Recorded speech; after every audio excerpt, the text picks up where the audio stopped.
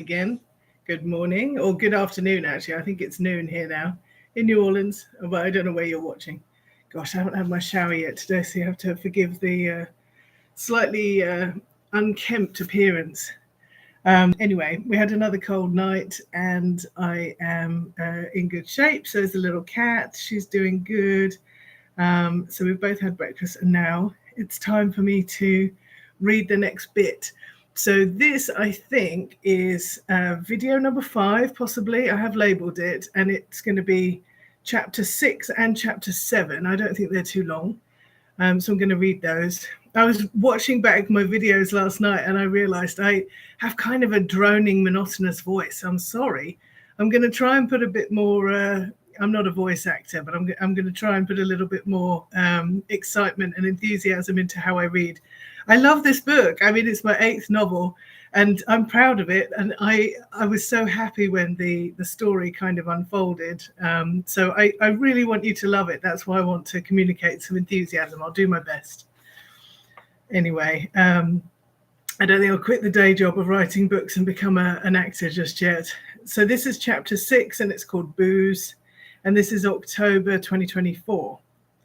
So Charles is still in the middle of his investigation. Charles speaks to Steve in his bar. It is a neighborhood bar that the same few locals go to night after night. You would not tend to see tourists in here asking for hurricanes and purple drinks. There is a game of pity-pat going on in the street just outside. Folding tables and chairs are set up, and the local neighbours are sitting around focused on their game. Charles notes that quite a few of his murder suspects are involved. Inside the bar seems pitch black as Charles's eyes adjust after the bright Louisiana sunshine outside. "Steve, let me buy you a drink and talk to you a spell," Charles calls as he makes his way over to the frozen daiquiri machine. Estelle is alone on the deserted dance floor, her hands up high above her head wrap, her eyes closed as she slowly dances to the reggae that is discreetly playing. "I'm still in love with you, boy," the song goes. Steve is an enormous man, and he is sitting behind his bar on a wooden stool. His arms folded, his muscles seem to hardly have anywhere to go. His arms, chest, and neck are positively knotted with bulk, as if he might choke himself with his own gains. "Ah, you're looking into that terrible business at Miss Julie's party," Steve says. "I never thought a tourist from out of town would just show up here and get killed like that. We need to find out what happened. We only just got back on our feet after Ida and the pandemic. We need folks to trust that they can come here and spend their money." "Yes, sir, I intend to do just that. So I'm talking to everyone who is in attendance." "You drank the champagne?" Charles checks with him. "I did. It was good, surprisingly. I like champagne. I have been to Reims and Epinay and visited Le Cave, where they make it. A lot of what Americans call champagne is nothing like it." "What makes a good one?" "You want good, sharp Chardonnay grapes with a flinty, sour flavor. Then they ferment it in the heavy glass bottles, riddling. You ever heard of riddling?" "I have not." Charles is smiling. "It means turning the bottles back and forth at just the right angle by hand." Steve is demonstrating, twirling his hands in the air. "Every day, hundreds upon thousands of champagne bottles filling these cellars. It is a lot of work, which is reflected in the price, of course." "Why do they have to turn the bottles like that?" Charles genuinely wants to know. "It works the sediment down to the bottom without disrupting the carbonation. And then they have to add a fine liqueur to each bottle and fit it with the iconic cork. The liqueur balances the flavors and sweetens up the Chardonnay. Some of these cheap Proseccos you get are not the same at all. And a big part of the reason why is because they don't include the liqueur in the process for making that." "So being a connoisseur, you would have been able to taste if the champagne had been tampered with?" Charles asks him. "I think I would," Steve agrees. Charles continues, "Because one theory we're working on is that all the drinks were contaminated with something that would only harm one person in the group. Roosevelt Obey. If he was the intended victim, he was the oldest by over a decade, and maybe was not strong enough to tolerate a trace of perhaps a cleaning chemical that was improperly rinsed off the glasses. It is possible that the DNA result was wrong, the real brother was killed, and it was all a tragic accident. Well, I don't know about that, Steve protests. Does that really seem likely? A professional, well-known bar allowing 13 guests to be poisoned with dirty glassware. The Pont d'Avignon is up to code, that's for sure. And I've been in the bar ownership game for a few years now. I've been able to notice a few times in the past when a drink has been spiked. The appearance, the way the bubbles change, a slight odor sometimes. And if you take a tiny sip, you feel anxious right away. My champagne was fine that night, I think, which is more than I can say for that poor brother who arrived from California. What a dreadful thing to happen here in New Orleans. Did you talk to him much? A little. He said he had a wine cellar back home, so we discussed that some. And art. There were some galleries in the French Quarter he wanted to visit before he flew back, and I offered to be his tour guide. A cousin of mine owns one of the small ones on Royal with a nice balcony, so we were going to go together. It's a great spot to watch the parades. It's really sad that guy did not get to do any of the sightseeing he planned, whoever he was. You know a lot of the characters around here, wouldn't you say, Steve? Who would you think would do something like this?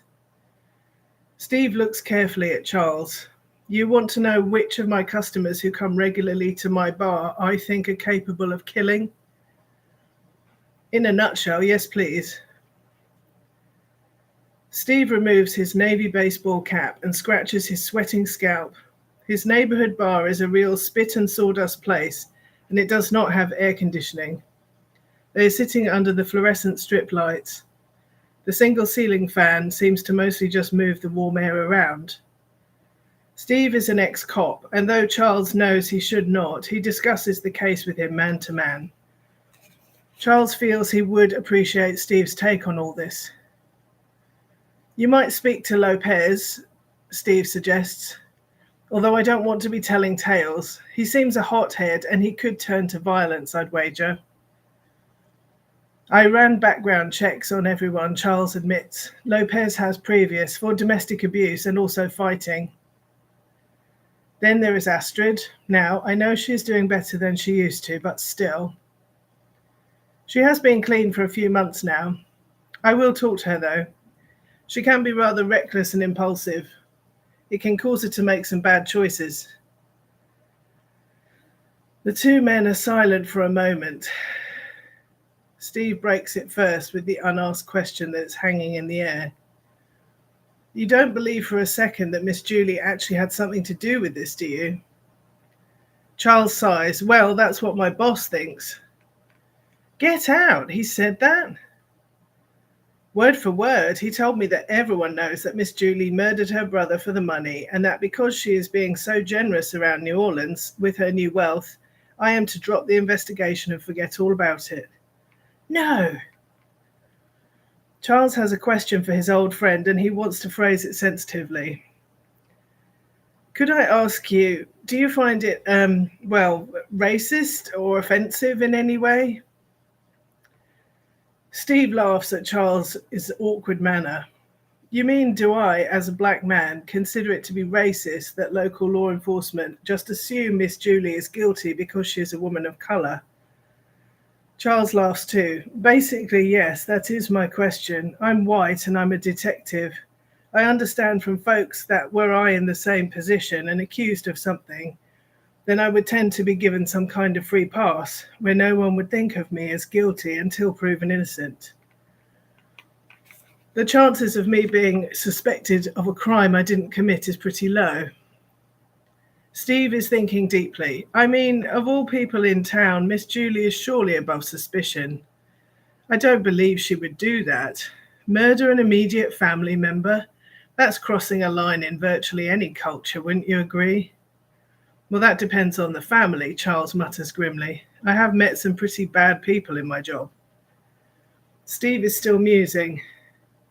On the other hand, this crime does seem to have a woman's touch, don't you think? A man is more likely to shoot, stab, or strangle someone they want dead. Poison in a glass, you don't have to be physically strong. It is a calculated and planned act. And then you're probably not up to speed with Miss Julie's natural remedies. I should ask her about them, Charles resolves. Something in the food or drink that killed a man? I need to leave no stone unturned. Does Miss Julie stand to inherit her brother's money in the event of his death, if I may ask? I don't want to overstep. Well, it is no secret, Charles gives a tight smile. She has told everyone in the city that she already got the money. Her brother had made a transfer to her bank. Several $100,000 spending money and over $1 million in a trust for her. She'll live off the interest for the rest of her days and never have to worry again. So him dying makes no difference either way. No motive for her to murder her brother, Steve is musing. Well then, perhaps somebody else was sore about that and wanted revenge. Someone else who wanted that money that was given to Miss Julie. He does have a wife and kids, Charles confirms, but they all have watertight alibis. They were all clear across the country in California where they live, each with multiple witnesses for the time of the poisoning. Who will inherit Julie's new wealth when she passes on? Which I guess will be within the next 10 to 20 years. If I knew that, I could not tell you, Steve, but the short answer is I have no clue. She has no significant other in her life that I can see. So that is chapter 6. And now we have chapter 7, The Robbers. And this takes place also in October 2024. Miss Julie would sometimes wake up early and vividly recall a dream she'd been having, a dream or a nightmare. Today's is unmistakable. So this is Halloween. She wakes up on the first day of November and the cold of winter is in the air. She checks the time. It is 3 a.m. on Halloween night, the witching hour. Apparently the veil is very thin. That dream was most definitely a premonition, a warning. She had dreamed that Charles, the idiotic detective, had been starring in a David Lynch movie. In her dream, she saw him on set, reading through the script, lounging in his trailer. He seemed to be in LA, and he had somehow been reborn as an actor. What did that mean? Why would she dream of him miles away in California and in the movie biz? Lying back in her bed, she reaches up above her head and pulls back the drapes from the window right behind her. It is a black and cold night out there. She can just about make out the shapes of the tree branches being blown by the wind, and there is a sprinkling of stars high above. The night sky is a deepest midnight blue velvet. She chuckles. Blue velvet is appropriate, considering she has been dreaming about David Lynch. Staring without seeing into the dark night, Julie tries to remember the dream before it fades. She feels sure that it contained important information. Something to do with the case and the death of her phony brother. In this movie that Charles was acting out, he had to do an emotional scene and he was supposed to cry on cue, but he could not. Some of the other actors on set were trying to help him. It wasn't until one young girl told him, "You know that I am your daughter, Dad," that the tears started to fall from his eyes. "Don't tell me that," Charles yelled. "I don't want to know." Damn. Julie gets to wondering what this dream means. Her real brother, Roosevelt, had been an accomplished actor working in LA. That might explain the connection, but he did not have any daughters as far as she knew, only sons, and Charles himself did not have any children. She would have heard about that. She hated her gift for seeing the future sometimes because, first of all, she did not always understand how these things would unfold. And second of all, and much worse, she was powerless to change the course of destiny once it was in motion. Julie gives up trying to go back to sleep and gets up around 4. The dawn is just changing the dark night sky to a glowing purple. Being awake so early feels good to start with, but as she cleans and does her chores, she is flagging. Miss Julie doesn't like to answer her door. As an independent lady in her 80s, she likes to know when visitors plan to descend on her home. An afternoon nap has become a necessity now, particularly on days like today when she has not managed to sleep for long during the night. Her daily routines has many considerations towards her health, her aches and pains, and resting. Coming to on her couch, under the cool of the ceiling fan, she realizes that she has been woken from her little siesta by a commotion on the front porch. She can hear banging, and though it is broad daylight, she feels a cold hand squeeze her heart. Julie waits in silence, straining her ears to listen. Go away. After a minute or two, the knocking on her front door has stopped. In relief, she closes her eyes and gives a little sigh, hoping she can drop off again. As she starts to drift into a dream, she for some reason thinks about how it is said that a spider stalks you to learn your movements and timings, with the sole intention of avoiding you. She wakes with a start. The rapping on her door has begun again, more insistently. How rude. Her front door has a little semicircle of glass panes in a fan shape just above head height, which she can use to see who is out there, but something tells her she does not want the vulnerability of going to her door and being seen herself. What to do? Whoever it is, they are still making a lot of noise out there and not going away. Julie has the old-fashioned arrangement of a key which inserts into the door knob. They are traditional in the French colonial style of architecture. She has been told that they are not the safest, but around here, she knows everybody. Rather than lock trouble out, she is usually the one to resolve it. But today has a very strange feel. She simply knows that she should not open the door. Any friend would not knock repeatedly like that. They would realize that she was either not home or not interested, and they would call out and say who they were. If it had been me, for example, or Jonah, we would have shouted our name so she could hear us, or we would have texted her. Julie glances at her phone, which has no notifications displayed. Rather than go to open the door, she slips upstairs and leans out of the bedroom window. Can I help you, young sir? She calls down. It is a tall and skinny boy of about 17. The kid looks up at her, confused by where her voice is coming from. Ah, ma'am, there you are. He waves a sheet of notes. I was just passing and I found this $100 on the sidewalk outside here. Did you drop it by chance? I did not. Oh, well, I will donate it to charity or the church. You do that, she mutters as she pulls herself back in and shuts the window. After a second's thought, she locks it. Casing the joint, she thinks, as she pads back downstairs in her stockinged feet. She winces as the bunion on her left foot flares. Oh, curses, she will never get back to sleep now and will be exhausted all evening. Asking around later that day, she finds out who that kid is and why he was knocking on folks' doors. The grapevine here really is amazing, she thinks. Anyone new to the area is noticed and discussed.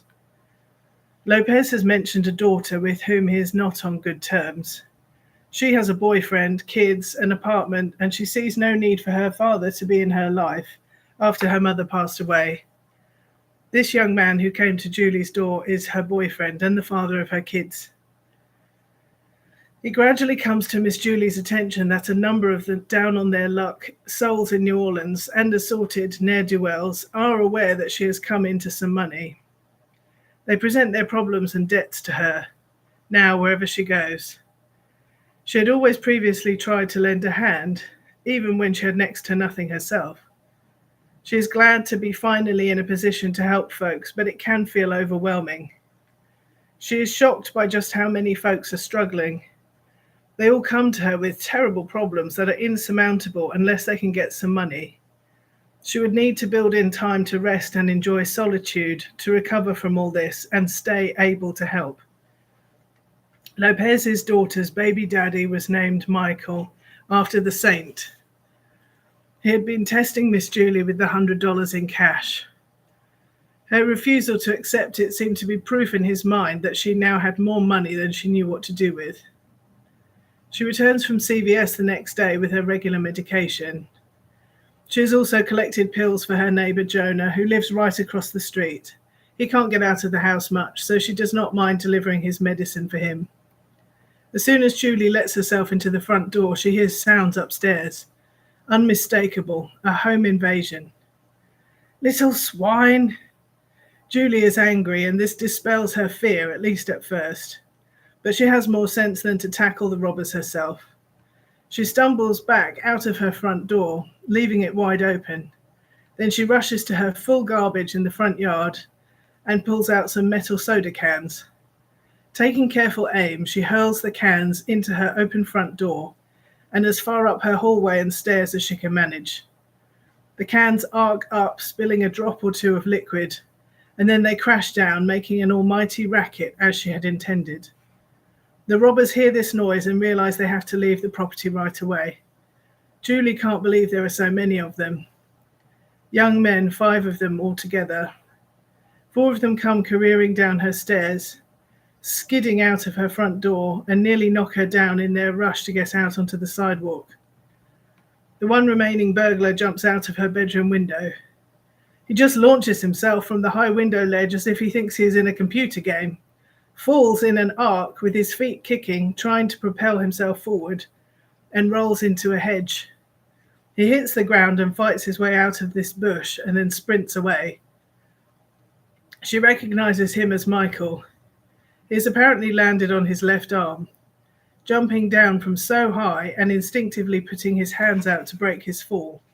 As he runs away, she can see him cradling his arm close to him with the other one. He appears to have a painful broken bone, either within the arm itself or possibly the clavicle. Serves him right. Julie shouts down the street after them as they disappear. If you had asked me for food or money, I would have helped you out, boys. You've been knowing that. Instead, you go around stealing and frightening folks, you. Now she can see that all they have left.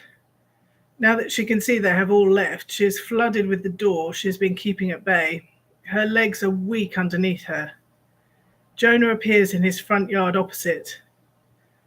Oh Lord, spare us from this crazy criminal youth. Julie is fanning herself. Jonah, I have your medicine. Just give me a moment, I beg. You look as if you've had a terrible shock, my dear lady. He helps her across the road and into his house for sweet tea and a sit down. He goes back to check her property for her and lock up the door while she is out. Neither of them even consider calling the police. The crime is over, and in any case, New Orleans folk tend to settle their disputes between themselves. I don't think they got anything, ma'am. Looks as if they dropped it all inside the house before they ran away. And how did they unlock your door? Oh, we all leave keys under the mat round here, don't we? It seems unfriendly not to. Julie sips her sweet tea. Ever since she grew up in her mother's house not far from here, Miss Julie has gotten used to leaving a spare key outside, somewhere near to the front door. Growing up, they always had one of those hide-a-key contraptions with a combination lock. It weighed a ton. The combination her mother never changed was 1023, Roosevelt's birthday. Those scoundrels, they had better not think about coming back again. She sounds braver than she feels. There is only one person she wants to see when she feels vulnerable like this. Well, I could go on to chapter 8. We're doing okay. All right. This is also October 2024, and it's called Making Music. Let me just see how many pages is this one. I do like this scene, set in one of my favorite places in New Orleans. It's a bit long. I might just do this as a separate segment. So do tune in for chapter 8, Making Music, and find out where it takes place, one of my favorite venues and somewhere I'd absolutely recommend if you're in New Orleans.